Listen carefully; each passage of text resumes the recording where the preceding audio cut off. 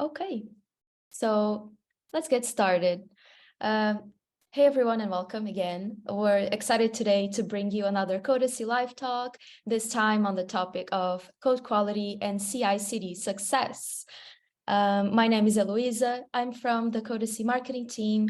I'll be moderating this session today and to discuss how exactly code quality fits into your successful CI/CD pipeline, as well as absolute best practices when it comes to code quality, platform engineering, DevOps, and more. We're welcoming guest speaker Zan Markan, who's a senior developer advocate at Circle CI. So he's got many years of experience in platform engineering, DevOps, and developer tools. And joining us today also is our Director of Technology, Kendrick, an experienced engineering manager who's passionate about sharing knowledge on code quality and engineering excellence. So let's just go through what we have planned for today. Very quickly, we're going to start the conversation with just a basic question, which is, what does code quality mean to each one of you? And that will get the conversation started, because today's live talk will be more of a conversation and Q&A format. We'll be giving away some really cool Codacy and Circle CI swag for everyone who participates in the Q&A today. If you choose not to ask anonymously, of course.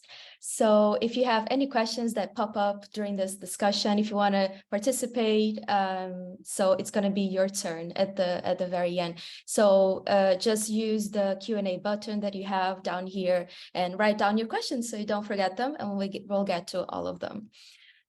So now I'll just, like our panelists, I'm going to stop sharing my screen so we can talk, and I'll invite our panelists to further introduce themselves and get right into the discussion. So Kendrick, why don't you start? Sure. Hi, I'm Kendrick. I'm Director of Technology at Codacy. I've been here since November. It is super interesting. I love playing with all the tools that we've got around code quality and all of the different stuff we can do in the space. So I'm very happy to be here with Zan to talk about a particular aspect of how we do code quality around CI/CD tooling. So Zan, do you want to say a few words? Yes, sure. Hi, everyone, and thank you, Kendrick. And hello, Lisa. My name is Zan Markan. I'm a developer advocate at Circle CI, based in London. Yeah, I've been with Circle CI for about 3 years and essentially explored as much as possible around pipeline best practices, just like how teams operate with CI/CD. And I just love sharing that, those insights, this knowledge, and yeah, learning more and more about, just really cool use cases and things like that. So should be a good one. Cool. So I think the kickoff is around what is code quality to you. And since I'm the guy from the code quality company, then probably I should start first, because what Codacy does, if you haven't encountered us yet, I presume you have, is that we provide tooling to run static analysis tools across like 40 plus languages on your code and see what's wrong with it. And I find that super interesting because I come from a development background, right? I've always been an application developer, not in platform or DevOps or anything like that. Very, very strongly in user land. And so for me, then code quality is about the things that you expect from being an application developer. So it is the code readable? Is it maintainable? Is it functionally correct? Is it architecturally nicely organized? And all of those sort of very, very operational things that developers like about code, some of which you can deal with some of the static analysis tools that we offer, and some that possibly you can't. But that's my perspective on this. Zan, I suspect, coming from the world of CI/CD, and I think more of like platform engineering, DevOps engineering, I am very interested to hear what the take is from you, because you don't care about whether the application actually runs, right? Well, Yeah, I also I have a significant app development experience. So yes, I do care that apps do run. But I tend to look at it from a team angle, right? Is the code working for the team? Is it everything that you said? Is it maintainable? It is correct? Does it work? On a not only individual developers level, but also from a team standpoint, from an operator standpoint. And to be honest, like I've not really tried to define what code quality is. More like I've usually defined it by the lack of it, if that makes sense. So what kind of code isn't quality, right? If you have gaping security vulnerabilities, that can't be quality code. If it's impossible to maintain, to kind of work with, that cannot be quality code. If only one person, there's like a very kind of low bus factor, we like to call it. If only one person can reason with it, that cannot be quality code. And that's how I usually reason about it. And obviously from a operator DevOps standpoint, yes, is it easy to build? Is it easy to deploy? Definitely helps kind of help that figure out that measure as well. Yeah. Okay. So we're agreed. So code quality is only relevant to application developers, right? Absolutely not, because every piece of code needs to be tested, right? So whoever needs to maintain those tests, that's code as well, right? So, and obviously QA engineering, again, another aspect of a lot of teams working with software. We need to maintain some kind of QA functionality, test engineering, etc. We need to make sure this is all kind of still maintainable. That also helps us maintain other code, so increase the quality of our application code, and then our infrastructure as well. Like increasingly, we are just writing our code in infrastructure as code paradigm, right? We're not clicking around the AWS dashboard to define our production environments. We are describing it using either Terraform or CloudFormation or a few other tools that are out there. And again, that's code as well. That needs to be robust, maintainable, secure, and high quality as well. So pretty much everyone from developers to operators care and should care and are impacted by code quality, or rather the lack of it. And it actually goes beyond, because like every organization nowadays tends to be more and more reliant on technology, if not directly is a tech organization. So the more you're reliant on technology, the more you're reliant on code, the more you're reliant on that code being quality. So everyone has skin in the game, if you will. Yeah. And we're here particularly to talk about code quality and CI/CD pipelines. So I guess, could you give us a bit of a flavor as to where code quality tooling fits in your within CI/CD pipelines? How does it get used? Yeah, so CI/CD pipelines, what am I talking about here? We're talking about the automation that takes your source code essentially into production, right? Every step can be, and in my opinion, should be as automated as possible. There are some caveats here. We can get to them a bit later. From running automated tests every single time you push a change, to doing things like security scanning, to doing things like static analysis, from linting to everything else that we could run static analysis on, all the way to productionizing it. And the same, as I said, like even our kind of infrastructure as code, if we're provisioning some environments, making updates to that, that's also code. We can verify that's correct in an automated manner.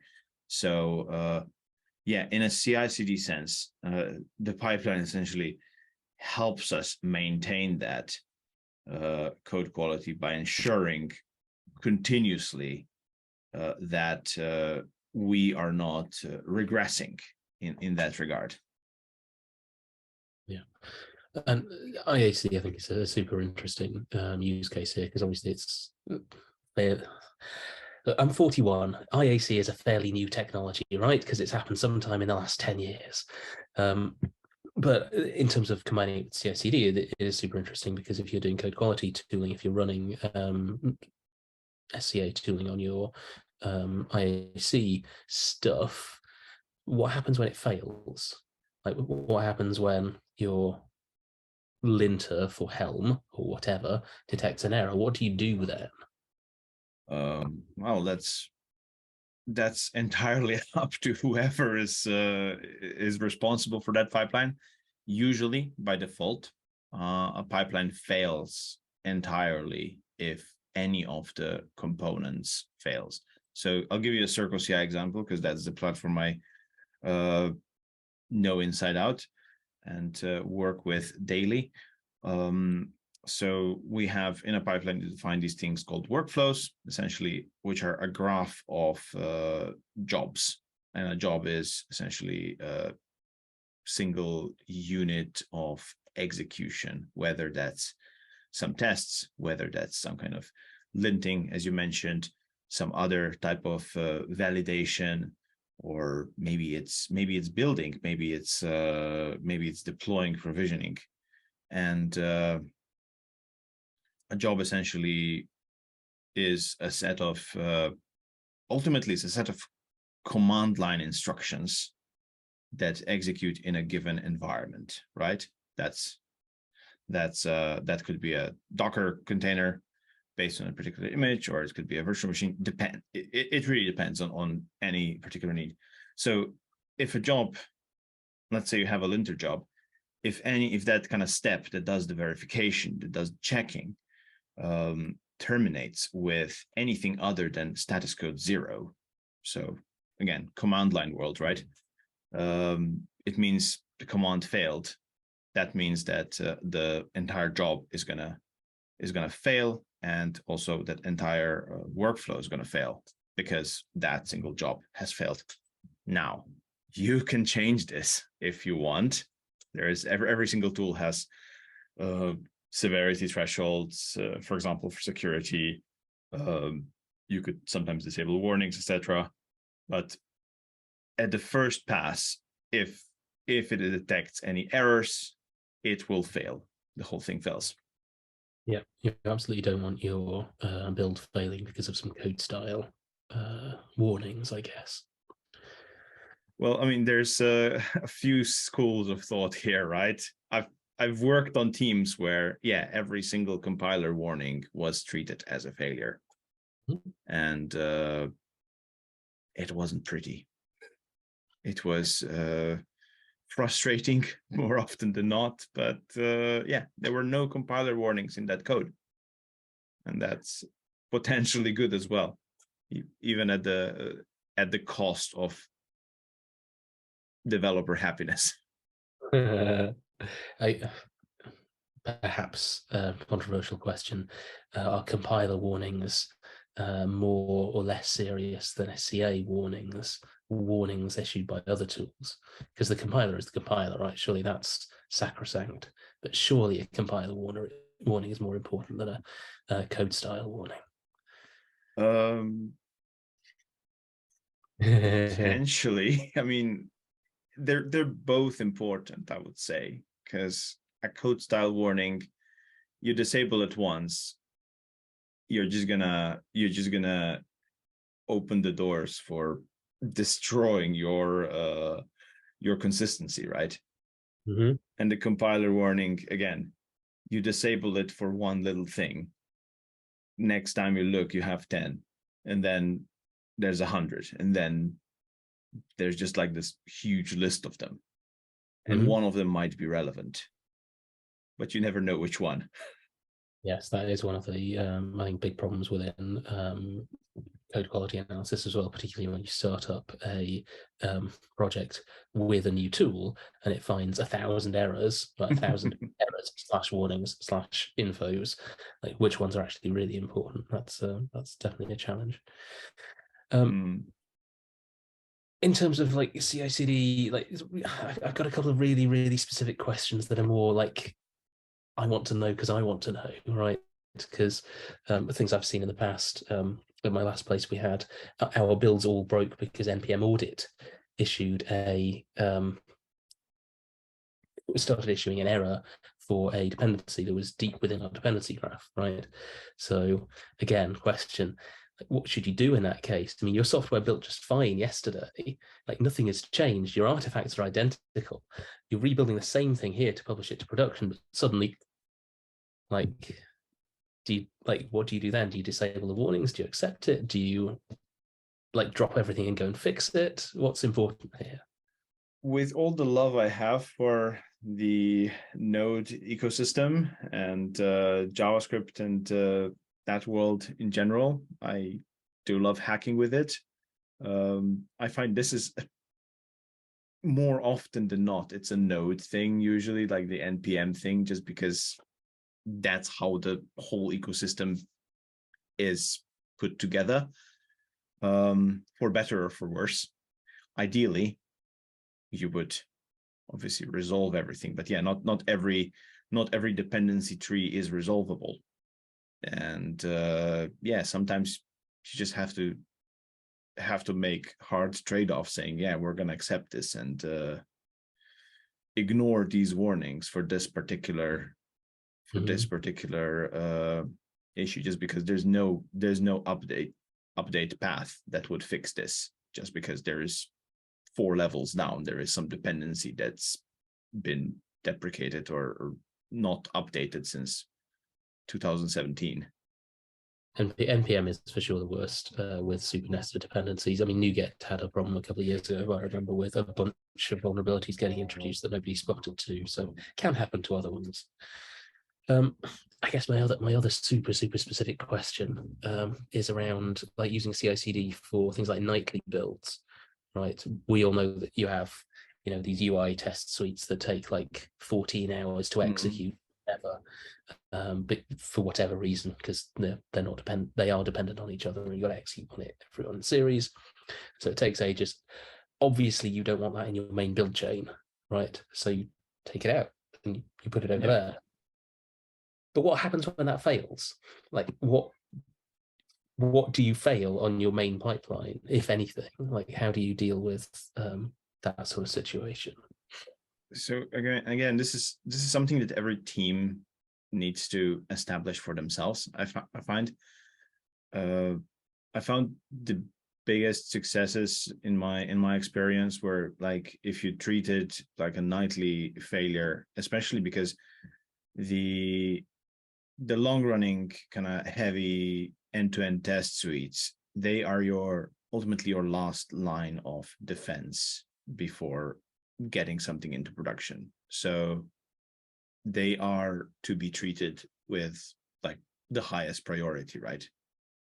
And also, because of that, you really need to be very picky with what paths, like you need to make sure that only the critical paths are covered with them, just because these, and whether you're doing kind of web project end-to-end tests, whether you're doing some kind of backend end-to-end test, or I mean, I've done a fair bit of programming in the mobile space, and that's especially tricky, just because everything is inherently flaky when you come to essentially poking the screen with an imaginary stick, right?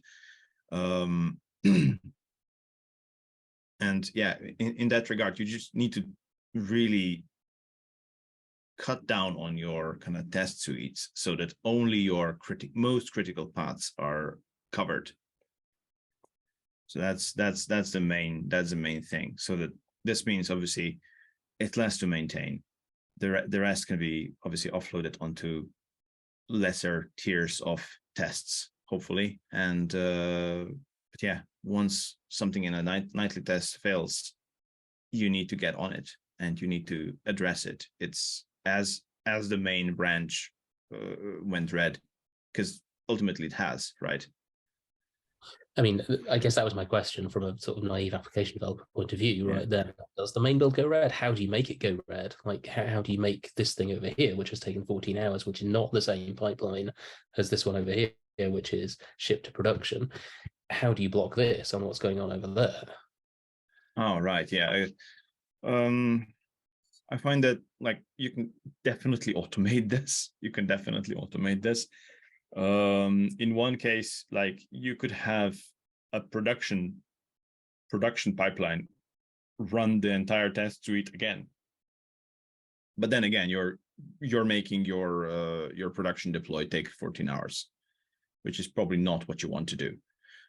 Realistically, it's better to just have some really good kind of best practices established as a team agreements. So like, let's say we're not going to touch the production the deployment pipeline to production, or we're not going to deploy to production unless all of these tests have passed in with the same kind of iteration of code in the latest run, basically. So we know that everything's stable. And that's just like good housekeeping ultimately. You mentioned not executing a 14-hour test in your sort of main production pipeline, which I agree with. But what do you think is an acceptable time for your CD tooling to run? Like, is it okay for it to take 3 hours to go to production, 2 hours, 10 minutes? Depending on the project, depending on the team size and ability,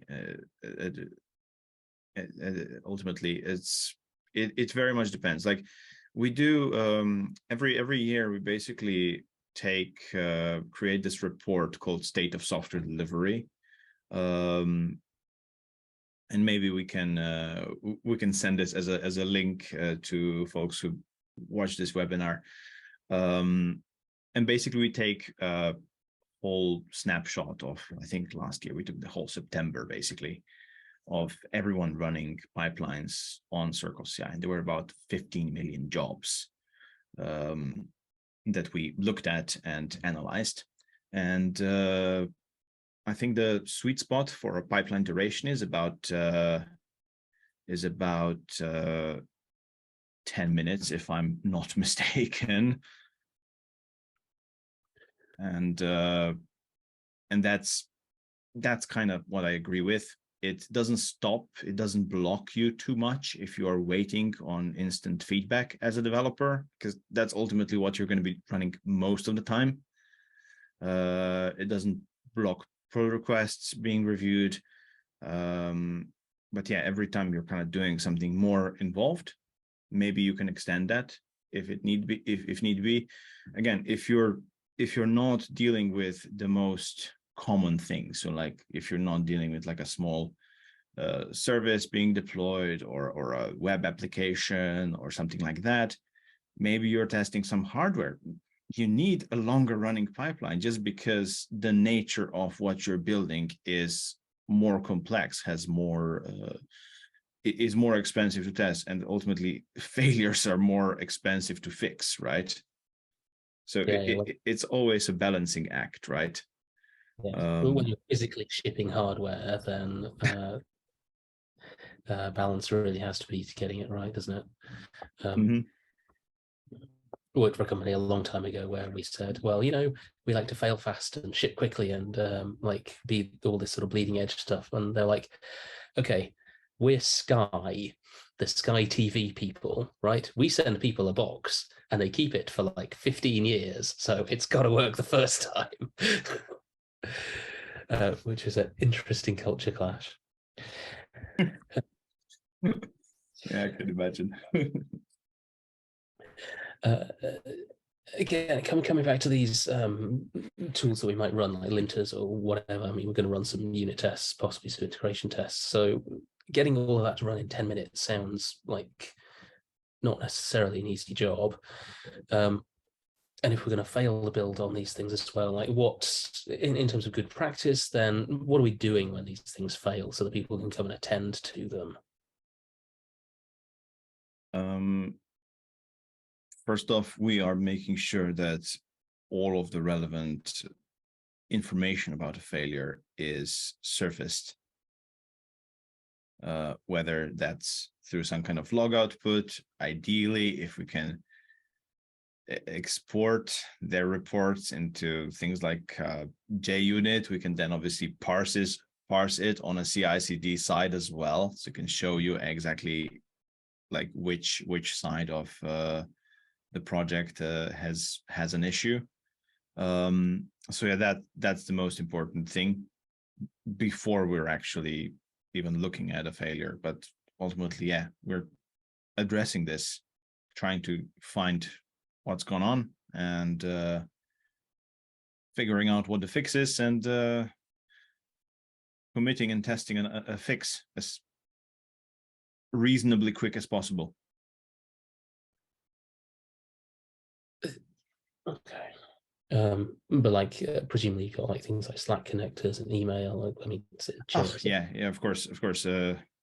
Actually, haven't mentioned that at all. Absolutely, we can inform whoever we want, because like ultimately a pipeline is a vehicle for automation, right? We are giving you the execution mechanism, and you kind of decide what needs to be executed. And yeah, Slack is a great example.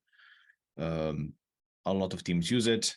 It's very easy to create integrations and send messages to a relevant team. For example, if I know that my team built something, maintained something, that team probably needs to be informed when a build has ultimately failed, especially if it's one of the important branches that we're looking at.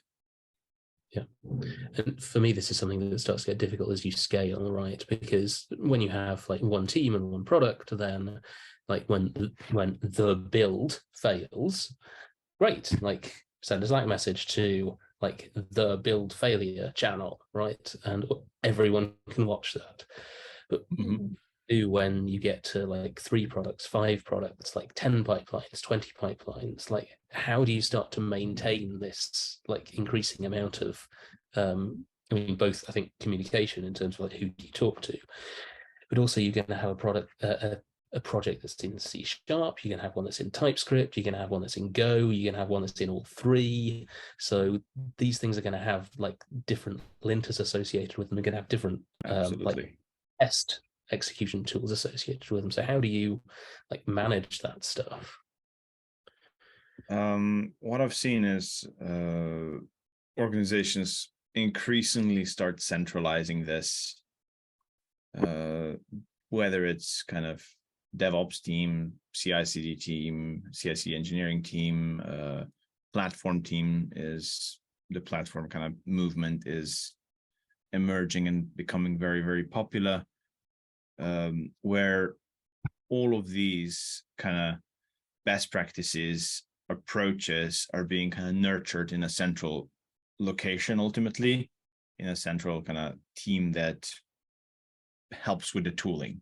Because ultimately, yeah, that's what you're looking at. You're looking at someone who knows the tooling inside out, whether that's a CI/CD tool or it's a language specific tool. Let's say you have like a couple of C# projects, you have a couple of Python projects, web, mobile, whatever. You want to kind of centralize these best practices as a center of excellence, if you will, and make sure that whoever is spinning up new projects is kind of like involved in that, involved with that kind of best practices, so that we are kind of unifying as much as possible, centralizing as much as possible. one thing that's kind of very important to unify, especially when organizations grow, is just naming conventions, right?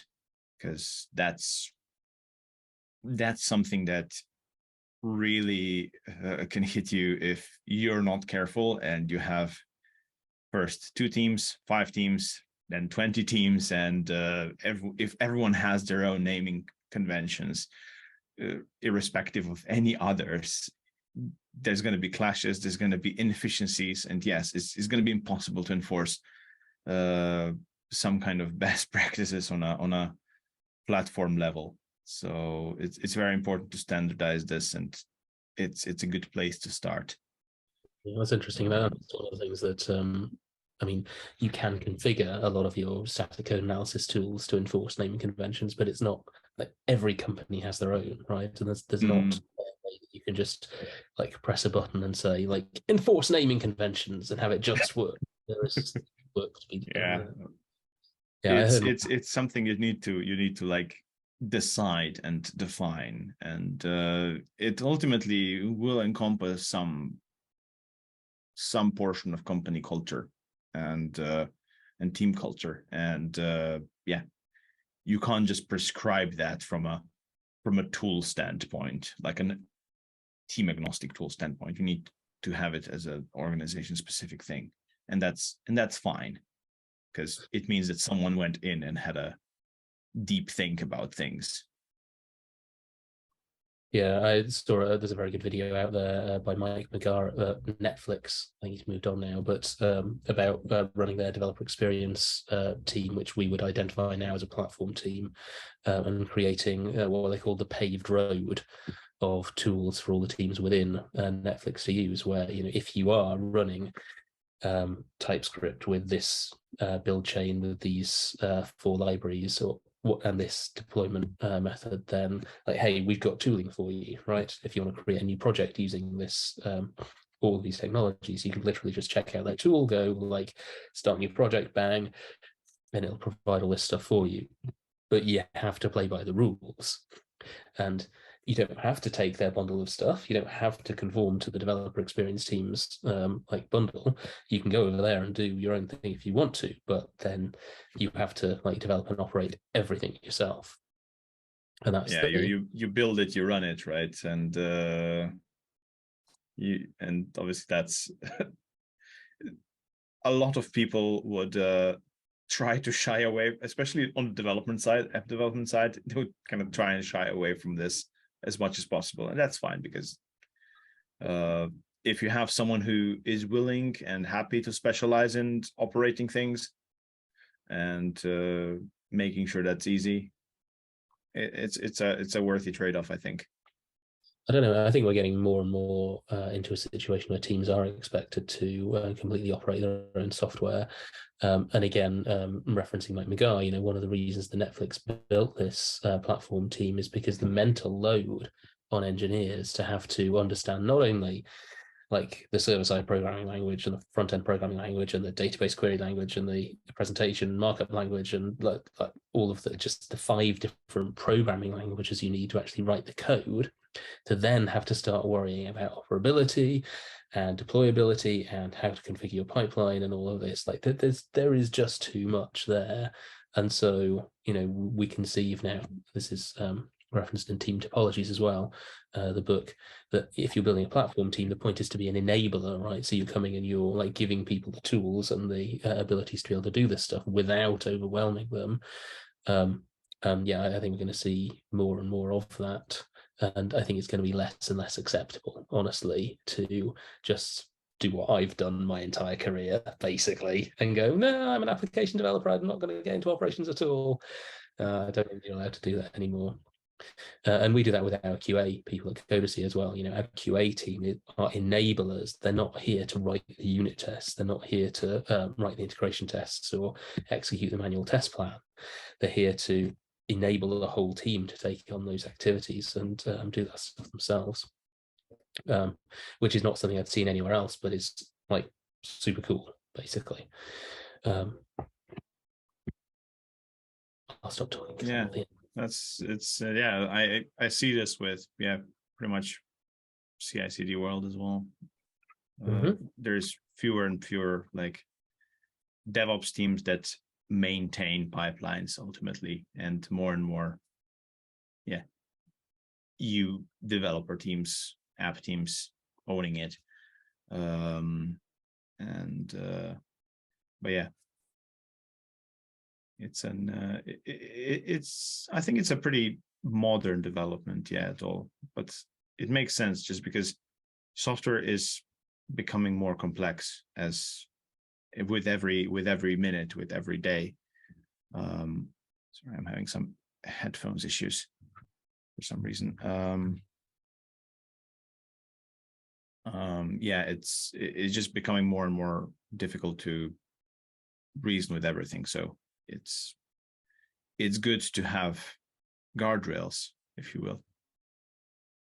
Yeah, for sure. I mean, something that application developers love to do if they are working with static code analysis tools is that every single team wants to have the tools configured exactly how they like them, right? And so you can wind up with situations where you are running the same language and framework stack across multiple projects and multiple teams, but actually every single one of them has decided to enforce different rules. And that might be valid and it might not be valid, but it's still a square that somebody's got to circle. Whether that's like at CI time or PR time or just, fine, just Wild West it, whatever, ideally not.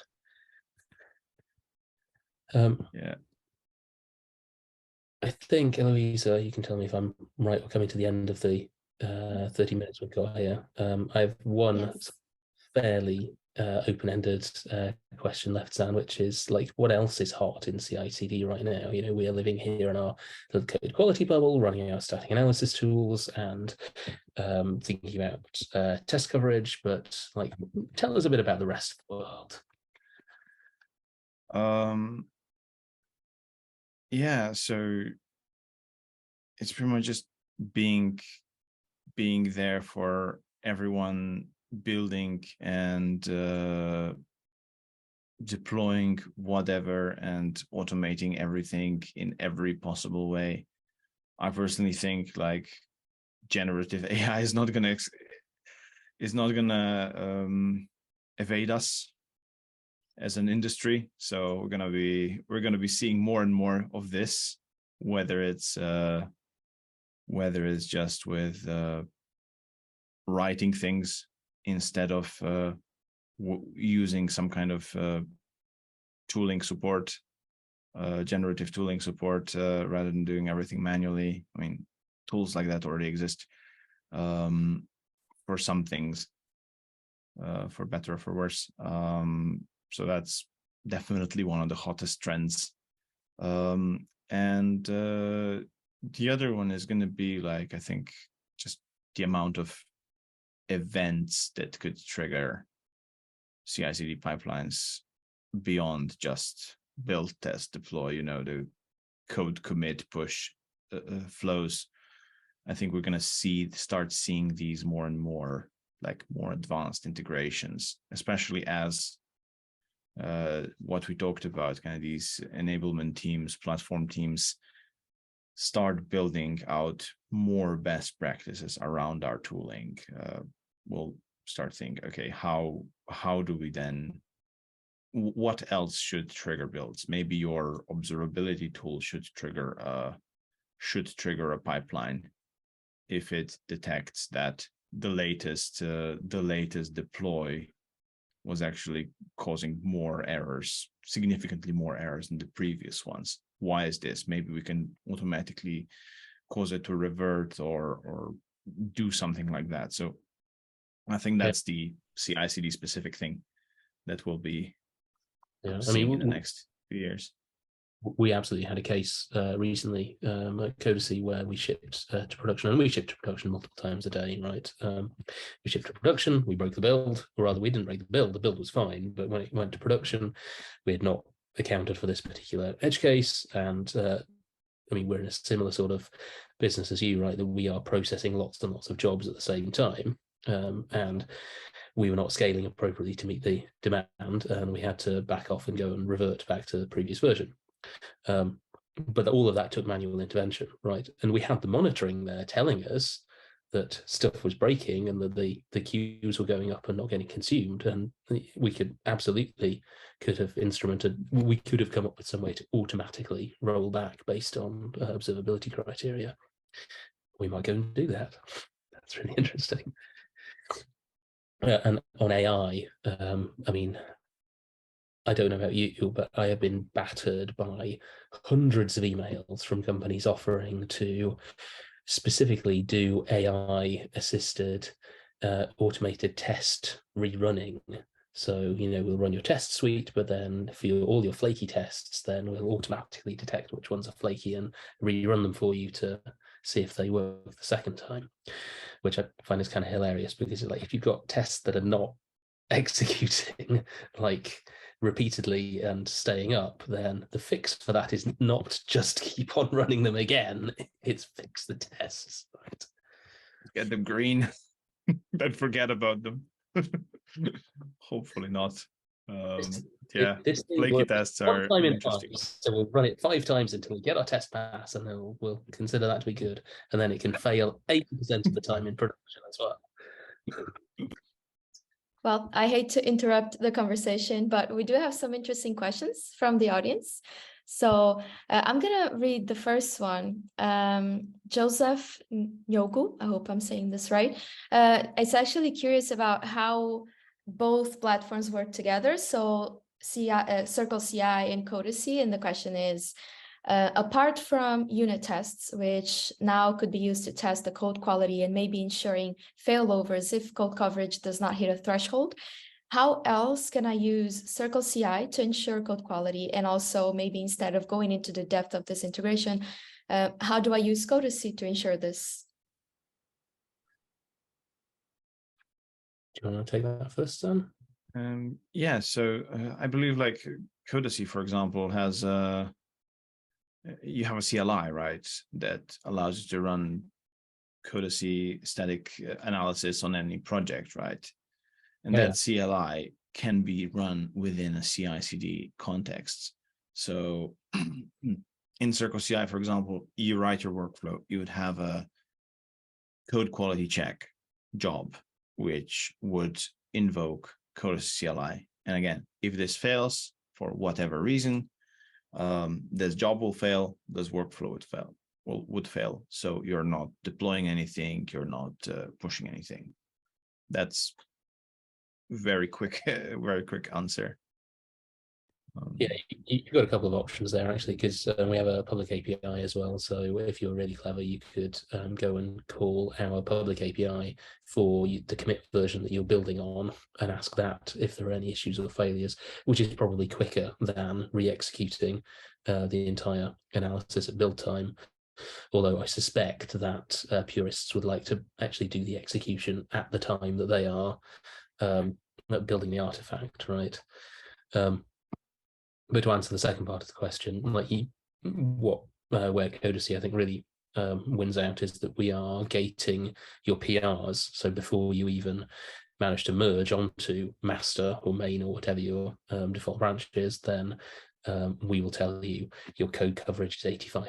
And it needs to be 86%, or there's been one major security issue detected which you ought to resolve, and so in that way, like, we try and get ahead of that, so that by the time you do get to running these tools in your build, which you should be doing as well probably, then they shouldn't ever complain.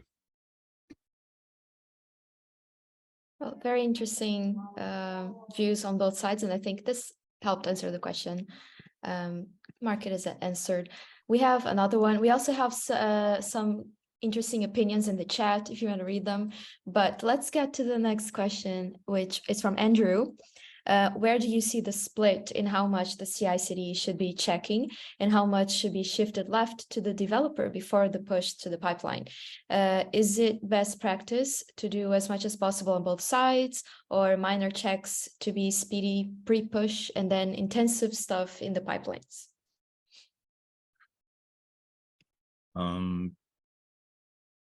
As much as possible should be offloaded to the pipelines, just because otherwise you're just risking saying it worked on my machine. And Typical. We kind of don't want that. Absolutely, like if there is things like linters, like very quick run tools. Even like I have, for example, at Circle CI, we also have a config validator, and our configuration is written in YAML, and YAML is notoriously hard to not make mistakes with, just because of all the indentation rules it has. And it's actually, I think it's good practice to, if you're a heavy Circle CI user, for example, to have this validator as a pre-commit hook, so that you're not triggering commits that you're not pushing commits that are going to break your pipeline ultimately, or just not execute anything. That's one thing that's 100% worthwhile putting in there. And yeah, like if something is, I don't know, let's say ballpark figure less than two seconds or something, 3 seconds, maybe do them locally first, and then, and again, it's not going to cost you anything to rerun it in CI, just to have that extra bit of assurance, if you know that something's going to fail. Yeah, I would say yeah. that. Sorry, I would say that you should be running absolutely everything you possibly can in your CI/CD tooling to make sure that you've caught anything, because you don't want that stuff getting into the artifacts. But that should be the last line of defense, right? You should be gating your PRs. You should be running like pre-commit hooks so that you're not even getting that stuff into commits. There is a big problem, I think, when you get onto the developer machine in actually enforcing a lot of this stuff. You know, the way a lot of development gets done, either on individual like bring your own devices, or even company machines in Linux, which are notoriously difficult to actually enforce anything on, particularly when you have to give the developer admin rights to actually be able to do their job, right? They can turn off anything they want.